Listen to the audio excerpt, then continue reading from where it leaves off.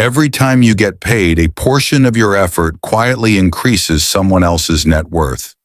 Not because you are lazy, not because you made bad choices, but because the financial system is structured so that labor feeds capital. And if you do not understand how that works, you can spend 40 years working, saving, and contributing, only to retire with far less security than you expected. This is not envy. It is not a conspiracy theory. It is arithmetic. Today we are going to break down how the middle class quietly funds the wealthy and why understanding these mechanisms matters for your retirement. Let us start with taxes. For most working people, income is taxed the moment it is earned. Before your paycheck reaches your bank account, federal and state taxes have already been withheld. You never see that money. Your labor is taxed in real time. Wealth, however, operates on a different timeline. The wealthy tend to earn through ownership, businesses, stocks, real estate, private equity. These assets can grow in value for years or even decades without being taxed. As long as the asset is not sold, the gain is unrealized. That means the appreciation exists on paper, but no tax is due yet. When assets are eventually sold, they are often taxed at long-term capital gains rates, which are typically lower than the rates applied to ordinary income. In practical terms, income earned from ownership is frequently taxed more favorably than income earned from labor. The middle class primarily earns income. The wealthy primarily earn gains. That distinction matters.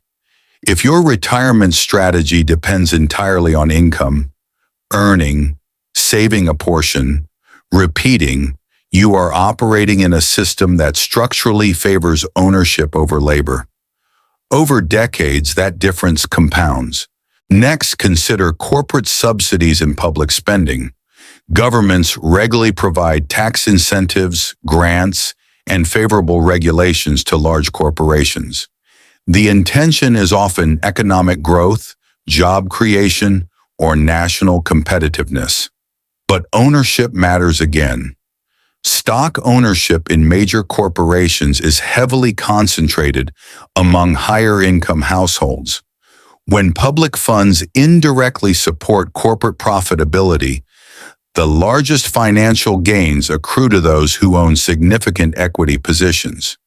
The middle class contributes to public revenue primarily through income taxes, payroll taxes, and consumption taxes.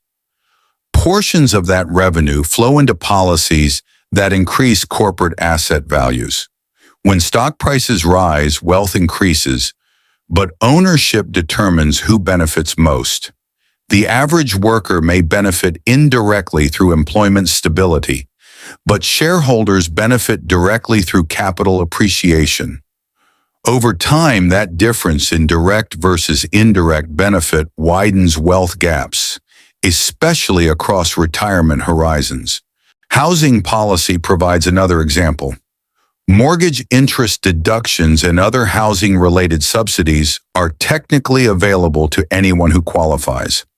But the larger the mortgage and the higher the income, the greater the absolute value of the deduction. A modest homeowner receives a modest benefit. A high-income homeowner with a large property receives a significantly larger one. At the same time, middle-class families are encouraged to concentrate much of their net worth into a primary residence, an asset that does not generate ongoing cash flow. It may appreciate, but it does not produce income unless sold or leveraged. Real estate investors, on the other hand, often benefit from depreciation deductions, rental income, capital gains treatment, and tax deferral mechanisms. The same asset class offers very different financial dynamics depending on whether you participate as a homeowner or as an investor. For retirement planning, this is critical. If most of your wealth is locked in a home, your retirement flexibility depends heavily on market timing and property liquidity. Investors with diversified income-producing assets operate under a different set of advantages. Now consider government debt. When tax revenues decline, whether due to cuts, economic downturns, or structural shifts, governments borrow to fund operations. This borrowing occurs through bonds. Government bonds are purchased largely by institutions, pension funds, and individuals with excess capital seeking relatively stable returns. The government then pays interest on that debt, funded by tax revenue. This is not inherently problematic. Debt markets are foundational to modern economies. But again, ownership determines who receives the interest payments. Those with capital earn predictable returns. Those earning wages fund the system through taxation. Over decades, steady interest payments and capital preservation contribute significantly to wealth stability at the top. The middle class primarily contributes labor and taxes. The wealthy increasingly contribute capital and receive returns. That structural difference compounds across generations. Retirement policy itself follows similar patterns. Vehicles such as 401ks and IRAs are powerful tools. They allow individuals to defer taxes and invest for the long term, but the magnitude of benefit depends on income level. Higher earners in higher tax brackets receive larger immediate tax reductions per dollar contributed. They also have more disposable income available to maximize annual contribution limits.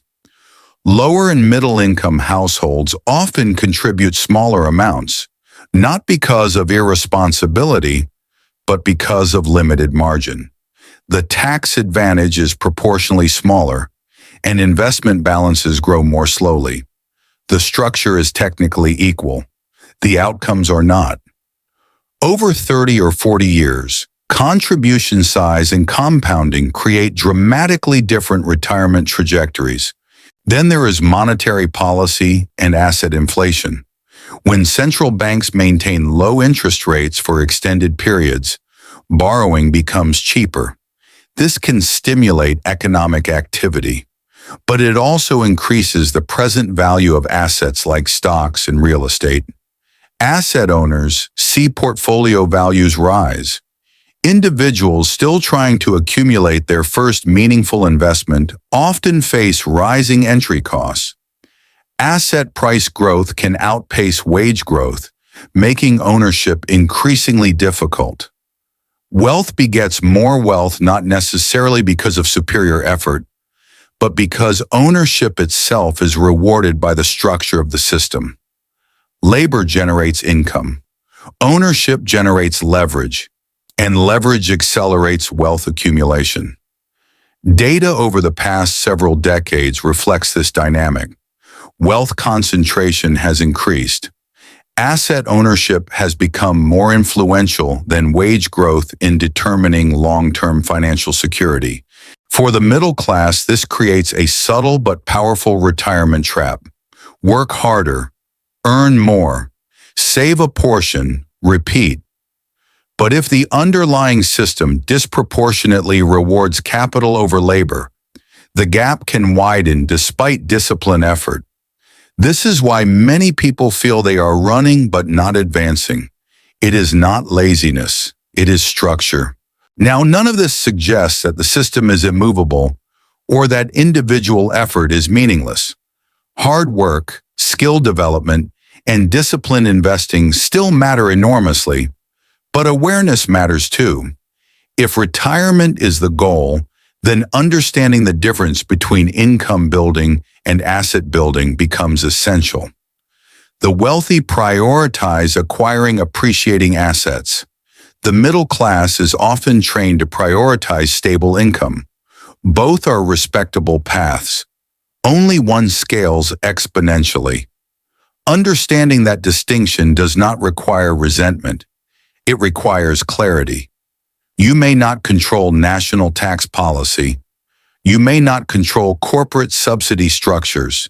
You may not control monetary policy. but you can control whether you participate solely as labor or gradually transition into ownership.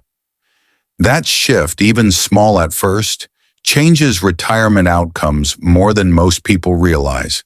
Because in the long run, the system consistently rewards those who own productive assets. And if you spend your entire life funding that system without owning part of it, retirement may feel far more fragile than you expected. Understanding the rules does not mean you control the game, but it does mean you stop playing blindly. And when it comes to your financial future, that awareness may be the most valuable asset you ever build.